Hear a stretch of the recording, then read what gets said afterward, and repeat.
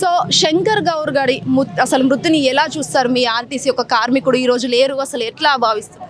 శంకర్ గౌడ్ గారు చనిపోవడం చాలా బాధాకరమైన విషయం. ఆయన శంకర్ గౌడ్ అనేది ఆర్టీసీ ప్రభుత్వం తీసుకున్న నిర్ణయం వల్ల చనిపోయింది తప్ప ఆయన వ్యక్తిగత కారణాలు ఏం లేవు. మొన్న లీగల్గా సమ్మె నోటీసు మేము ఇచ్చి 41 days ముందు ఇచ్చి మేము స్ట్రైక్ వెళ్ళిపోవడం జరిగింది.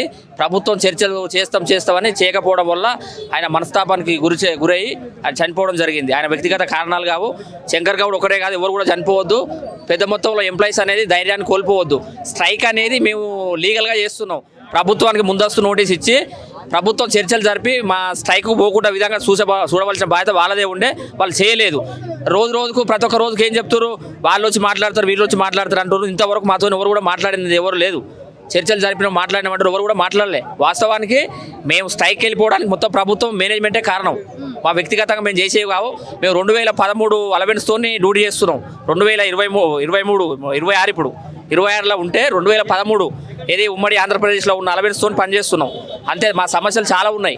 32 డిమాండ్స్తో సమస్యలు పరిష్కరించమని మేము మేనేజ్మెంట్కు 41 days ముందే బిఫోర్ స్ట్రైక్ నోటీస్ ఇచ్చి ముందుకు పోయినాం. మా సమస్యలు పరిష్కరించకుండా భయభ్రాంతులకు గురి చేసి ఈ రకంగా కార్మికులు చనిపోవడం చాలా బాధాకరమైన విషయం.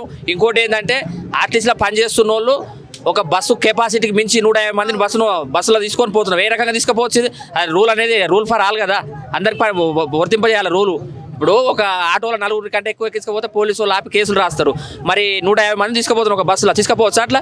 అట్లయినా తీసుకుపోతున్నాం. మేము నానా రకాల ఇబ్బందులు పడుకుంటా రోజు ఒక సర్వీస్ మేము డ్యూటీ చేస్తాం. ఇక్కడ చాలా వరకు లీవులు కూడా ఇవ్వలేని పరిస్థితి. లీవులు ఇస్తలేరు. No leaves. పని భారం బాగా విపరీతమైన వర్క్ లోడ్ పెరిగింది. డ్రైవర్ కండక్టర్లు ఆన్ డ్యూటీలో చనిపోవడం జరుగుతుంది. ఇటు డిపో అండర్లా నానా రకాల ఇబ్బందులకు గురి చేస్తారు. ఒక లీవ్ పొజిషన్ లేదు. తర్వాత ఒక్క సర్వీసు 7 నుంచి 7.5 గంటలు డ్యూటీ చేయాలి. మేము 14 గంటలు 13 గంటలు 18 గంటలు డ్యూటీ చేస్తున్నాం. MTW యాక్ట్ ప్రకారంగా డ్యూటీ చేస్తాం మేము ఆర్టీసీలో. MTW యాక్ట్ ఎక్కడ పోయింది అసలు? వీళ్ళు తీసుకున్న నిర్ణయాలు ఏంది? ఇప్పుడు ఒక నిమిషం లేట్ అయితే వెళ్ళి అని మమ్మల్ని పక్కకు పెడతారు. మరి 4 గంటలు 5 గంటలు లేట్ అయితే మీకు ఏమి ఇస్తారు? మాకు వెట్టి సాకిరి కదా ఇది. ఎవరు ఇచ్చారు మీకు చట్టం ఇట్లా చేయమని? యాజ్ పర్ లా ప్రకారంగా మా MTW యాక్ట్ ప్రకారంగా డ్యూటీ చేయాలి. కానీ 18 గంటలు డ్యూటీ చేసి కార్మికులు నానా రకాల ఇబ్బందులకు గురై చనిపోతున్నారు. అంటే 18 గంటలు డ్యూటీ చేస్తున్నారంటే స్టాఫ్ ఎక్కువ మంది లేరా మీ దాంట్లో? స్టాఫ్ లేరు. అసలు రిక్రూట్మెంట్ 2012లో స్టార్ట్ అయింది. నేను 2009లో వచ్చిన నేను ఆర్టీసీలకు. 2012లో రిక్రూట్మెంట్ బంద్ అయిపోయింది. ఇప్పుడు 2026 వరకు ఇంతవరకు ఒక రిక్రూట్మెంట్ తీసుకోలే. వాళ్ళు ఏమంటారు, మేము తీసుకుంటున్నాం అంటారు. ఎక్కడ తీసుకుంటారు రిక్రూట్మెంట్? ఎక్కడ తీసుకుంటారు? రిక్రూట్మెంట్ అనేది లేదు. ఇప్పుడు తెలంగాణ రాష్ట్రం ఏర్పడినప్పుడు 56,000 మంది ఎంప్లాయీస్ ఉండే. ఇప్పుడు 38,543 మంది ఉన్నారు ప్రజెంట్. అప్పుడున్న కిలోమీటర్లే కాకుండా అదనంగా 1,00,000 కిలోమీటర్లు పెరిగినాయి. ఇప్పుడు 12,000 మంది ఎంప్లాయీస్ రిటైర్మెంట్ అయిపోయారు ఇప్పటికి. ఇప్పుడు ఏమైంది? అదే కిలోమీటర్లు 1,00,000 కిలోమీటర్లు అదనంగా తిప్పుతున్నాం. 38,000 మంది ఎంప్లాయీస్. అప్పుడు 12,000 మంది ఎంప్లాయీస్ తగ్గిపోయినప్పుడు కిలోమీటర్లు తగ్గాలి కదా. 1,00,000 కిలోమీటర్లు పెరిగింది అదనంగా.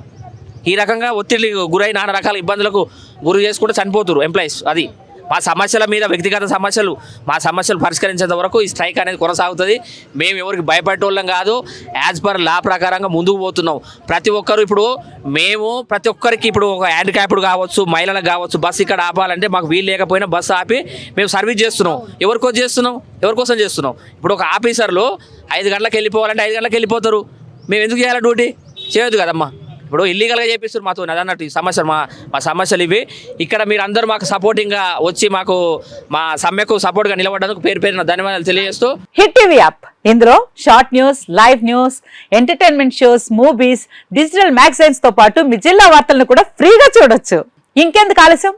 వెంటనే హిట్ టీవీ యాప్ ని డౌన్లోడ్ చేసుకుని ఫ్రీగా ఎంటర్టైన్మెంట్ పొందండి. Hit TV app. Hit TV app. Please download hit TV app. Hit TV app ని ఫ్రీగా డౌన్లోడ్ చేసుకుని ఎంజాయ్ చేయండి. మీకు నచ్చిన ఎంటర్టైన్మెంట్ కోసం హిట్ టీవీ యాప్ ని ఫ్రీగా డౌన్లోడ్ చేసుకుని ఎంజాయ్ చేయండి. హిట్ టీవీ యాప్ ని డౌన్లోడ్ చేసుకుని ఆస్వాదించండి, ఆశీర్వదించండి. ఇంతమంది సెలబ్రిటీలు హిట్ టీవీ యాప్ ని డౌన్లోడ్ చేసుకోండి అని చెప్తున్నారంటే ఎంత మంచి యాప్ ఆలోచించండి.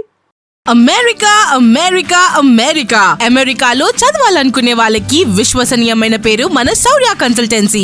UK లో 1 year masters, 2 years work permit up to 5 years visa. Contact Saurya Consultancy. Contact 89851 89851.